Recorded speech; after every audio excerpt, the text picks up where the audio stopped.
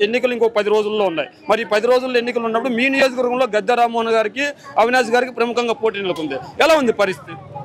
100% దేవినేని అవినాష్ గారు తూర్పు నియోజకవర్గంలో గెలవబోతున్నారండి. తూర్పు నియోజకవర్గంలో కాపు కమ్మ సామాజిక వర్గం ఓట్లు కూడా ఎక్కువ ఉన్నాయి. మిగిలిన సామాజిక వర్గాలు ఈ 2 సామాజిక వర్గాలు ఇన్ఫ్లుయెన్స్ చేయగలిగితే గద్దె రామ్మోహన్ గారు గెలిచే అవకాశం ఎక్కువ ఉందని చెప్పేసి అనేక సర్వేలు చెప్తున్నా. టీడీపీ, జనసేన, బీజేపీ వాళ్ళు గట్టిగా నమ్ముతున్నారు కదా. ఇప్పుడు వాళ్ళ పార్టీ గురించి వాళ్ళ సర్వేలు వాళ్ళు గొప్పగా చెప్పుకుంటారు. 2,60,000 మంది ఓట్లలో 35,000 మంది కాపులు తీసేసిన, 38,000 మంది కమ్మారు తీసేసిన కత్మ ఎన్ని ఓట్లు ఉంటాయండి?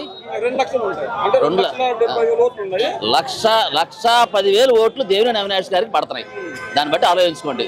దానికి అర్థం ఏంటంటే ఎస్సీ, ఎస్టీ, మైనారిటీ, బీసీలు ఎవరైనా సరే జగన్మోహన్ రెడ్డి మొహం చూసి, దేవినేని అవినాష్ గారి మొహం చూసి కంపల్సరీ ఈస్ట్ నియోజకవర్గంలో ఫ్యాన్ గుర్తుగా ఓటేస్తారు. ఈస్ట్ నియోజకవర్గంలో ముఖ్యంగా అభివృద్ధి కుంటపడింది. అభివృద్ధి లేని నియోజకవర్గంలో అవినాష్ గారికి ఎందుకు ఓటేలు, జగనానికి ఎందుకు ఓటేలు, వైఎస్ఆర్సీపీకి ఎందుకు ఓటేలు అంటున్నారు కదా. దేవినేని అవినాష్ గారికి 4 సంవత్సరాల క్రితం ఏదైతే ఇన్ఛార్జిగా బాధ్యతలు అప్పచెప్పిన కాడి నుంచి కాన్స్టిట్యున్సీని 600 కోట్లతో అభివృద్ధి చేశారు. తన నియోజకవర్గంలో కార్పొరేటర్ గెలవని వార్డుల్లో కూడా, టీడీపీ వార్డుల్లో కూడా ఒక్కొక్క వార్డులో మినిమం 20 కోట్లు ఖర్చు పెట్టి అభివృద్ధి చేశారు.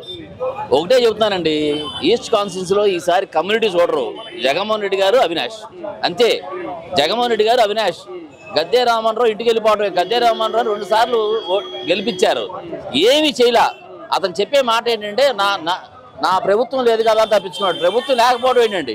ప్రభుత్వం లేకపోయినా నువ్వు ఎమ్మెల్యే నీకు నియోజకవర్గానికి ఇన్ని కోట్ల రూపాయలు నీకు నీ నిధుల్లో ఉంటుంది, ఎమ్మెల్యే నిధులు. ఆ నిధులతోనే డెవలప్ చేయొచ్చు.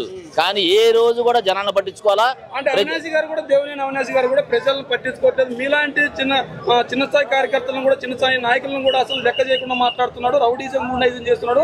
మరి ఇలాంటి వ్యక్తికి ఓటు ఎందుకు వేస్తారు? నాకు ఓటు వేయండి అని గద్దె రామ్మోహన్ గారు ప్రచారం చేస్తున్నారు కదా. గిట్టగా బోళ్ళు చెబుతారండి, గిట్టగా బోళ్ళు చెబుతారు. ఎన్ని ప్రజలు ఇనే పరిస్థితుల్లో లేరు.